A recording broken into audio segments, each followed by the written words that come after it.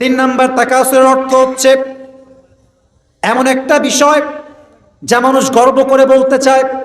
অনেকে দেখবেন গর্ব করে দেখেন আমার আইফোন 16 প্রো ম্যাক্স দেখছেন, আইফোন 16 প্রো ম্যাক্স। অনেকে দেখবা আয়নার সামনে দাঁড়িয়ে এত ঢং,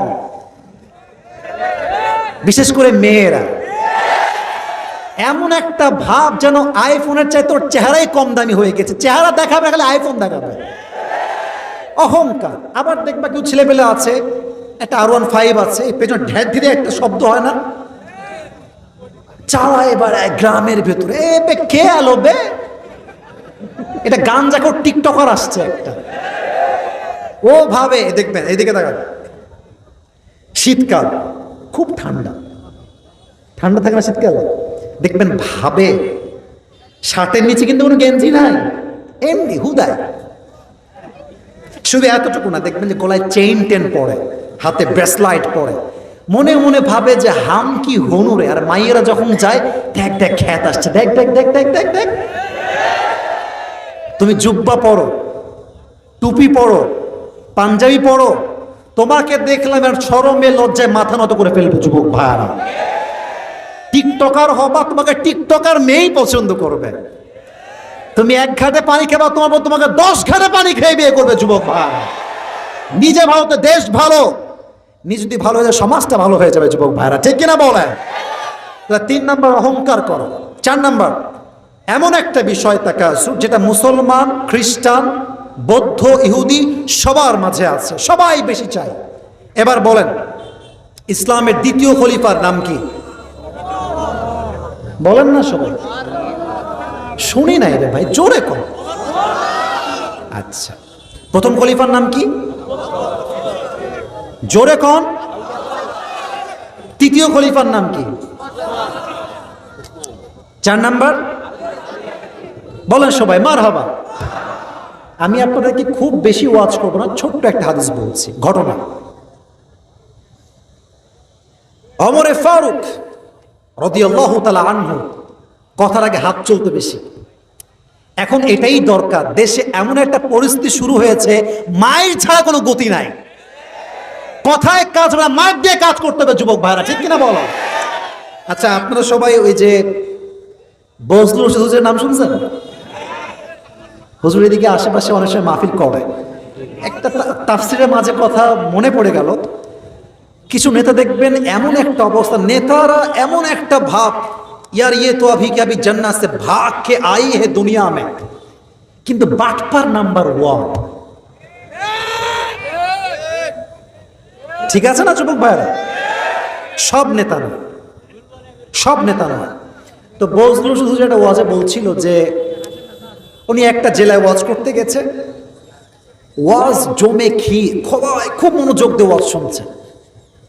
ওয়াজের মাঝে নেতা আসছে গাড়িতে করে আর স্লোগান দিচ্ছে, আমাদের নেতার আগমন, শুভেচ্ছার স্বাগতম, একেবারে কাঁপায় ফেলছে মাঠ। আচ্ছা, নেতা সাহেব আসছেন, তাকে এখনই মাইক দেওয়া লাগবে, কথা এখনই সে বলবে। তো let me give you example by acting, অভিনয় করে দেখাচ্ছে। তো উনি হুজুর বলছে আর কি, নেতা সাহেব মাইকটা নিয়ে কোনো কথাই নাই, নামাজ নামাজ নামাজ, কথার আগেও নামাজ, মাঝেও নামাজ, শেষেও নামাজ। হুজুর ভাবছে এটা কে রে, এত ভালো লোক তো আমি আগে দেখি নাই রে। তো নেতা সাহেব বক্তব্য দিয়ে নেমে গেছে গাড়ির দিকে। তো নেতার কিছু চামচা থাকে না ভাইয়েরা, ও কথা কও না ভাইয়েরা, থাকে না? তো চামচা একটারে হুজুর এদিকে তুই এদিকে। তো ওর কানে কানে বলছে, কিরে খুব তো ভালো নেতা, তোদের খুব তো নামাজ কালাম পড়ে, তাই না? তো আবার হুজুরে কানে কানে বলছে, হুজুর রাগ করবেন না, এর সঙ্গে 5 দিন ধরে একসঙ্গে আছি, এই শালা এক ওয়াক্ত নামাজও পড়ে না। আমি নিজে দেখেছি একজন নেতাকে ওয়াশরুম থেকে বের হয়ে সোজাই আল্লাহু আকবার নামাজে। তার মানে এটা নামাজ আল্লাহর জন্য নয়, এটা লোক দেখানো ভোট পাওয়ার নামাজ। এই নামাজ দিয়ে জনগণ সাময়িক খুশি হবে, আল্লাহ খুশি হবে না যুবক ভাইরা। ওমর ফারুকের চরিত্র দেখেন আপনারা সবাই। ইসলাম ছড়িয়ে গিয়েছে,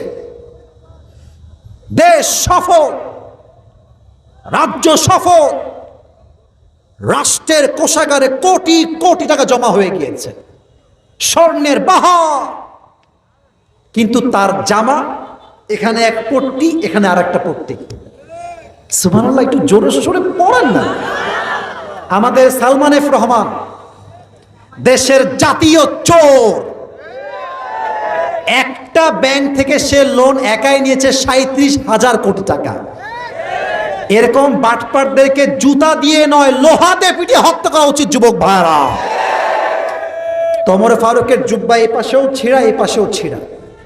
সাহাবা ইকরামরা বলছেন না, এভাবে চলবে না, একজন খলিফাতুল মুসলিমিন তার ড্রেসই হবে আলাদা, তার চেঞ্জ করতে হবে সবকিছু। কিন্তু কে বলবে, কেউ সাহস পায় না। নবীর স্ত্রী আয়েশা রাদিয়াল্লাহু তাআলা আনহা নিজে আসছেন এবার সবাইকে নিয়ে, বলছে ইয়া খলিফাতুল মুসলিমিন, একটা আবদার আছে। কি আবদার? আপনার ড্রেসটা সুন্দর করলে ভালো হয়, একটা ভালো জুব্বা পরলে ভালো হয়, একটা সুন্দর ড্রেস পরলে আপনাকে দেখতে সুন্দর লাগবে। মাঝখানে কে উঠে যে একজন, বসে পড়েন ভাই, বসে পড়েন। এক নাম্বার লাগলে একজন দুজন যান। তবে হ্যাঁ, রাত 12টা বাজছে, আমার রাত 12টার পরে একটু সময় নিব। রাজি আছেন তো সবাই ইনশাআল্লাহ? তো ওমর ফারুক বলছে, আমি আপনাকে কোনো জবাব দিতে পারবো না, জবাব দেবো আমার মেয়ে হাফসাকে। বলছে হাফসা এদিকে আসো। বলছে ইয়া রাসূলুল্লাহ, কি ইয়া খলিফাতুল মুসলিমিন, কি হয়েছে আমাকে বলেন। বলছে আচ্ছা বলো তো, আমার নবীর জামা ছিল কয়টা? বলছে নবীর জামা ছিল মাত্র একটা। সুবহানাল্লাহ পড়বেন না আপনারা সবাই? আচ্ছা বলো তো, আমার নবী কয় বেলা খেতেন? বলতে নবীজি শুধুমাত্র এক বেলা খাবার খেতেন, এক বেলা। দুপুরে খেলে দিনের বেলা খেতেন, আর দিনে খেলে রাতের বেলা খেতেন। সারাটা দিন নবীজি উপোস থাকতেন এই জন্য। আর নবীজি বারবার বলতেন, আমার গরিব উম্মত যারা হবে তারা 500 বছর আগে জান্নাতে প্রবেশ করবে। পড়েন সুবহানাল্লাহ। তো আমাদের এখানে সবাই আমরা মধ্যবিত্ত পরিবারের সন্তান, হতাশ হওয়ার কোনো কারণ নাই। যার টাকা যত বেশি তার চিন্তা তত বেশি, যুবক ভাইরা, ঠিক কিনা বলো? অতএব আমরা, আমাদের বিশ্বাস আছে, যদি কামাই হয় হালাল সৎ পন্থায়, 500 বছর আগে আমাদেরকে জানতে প্রবেশ করবে একজন। আওয়াজ বন্ধ, তিনি কে? তো বলছে আমার দ্বারা ড্রেস চেঞ্জ সম্ভব হবে না, খাওয়া দাওয়া চেঞ্জ করা সম্ভব হবে না। মাথায় রাখবেন একটা কথা, যে দুনিয়াতে শুধু খাওয়ার জন্য দুনিয়াকে ইউজ করে, তাকে আল্লাহ এমন লাঞ্ছিত করে দুনিয়া থেকে বিদায় দেয়, তার সম্মান দুনিয়া করে বাকি রাখে না, যুবক ভাইরা, ঠিক কিনা বলেন? তো অতিরিক্ত চাহিদা আমাদেরকে পাগল করে দিয়েছে। আল্লাহ তাআলা বলছেন হাত্তা জুরতুমুল মাকাবির, এই চাহিদা কবরে না যাওয়া পর্যন্ত শেষ হবে।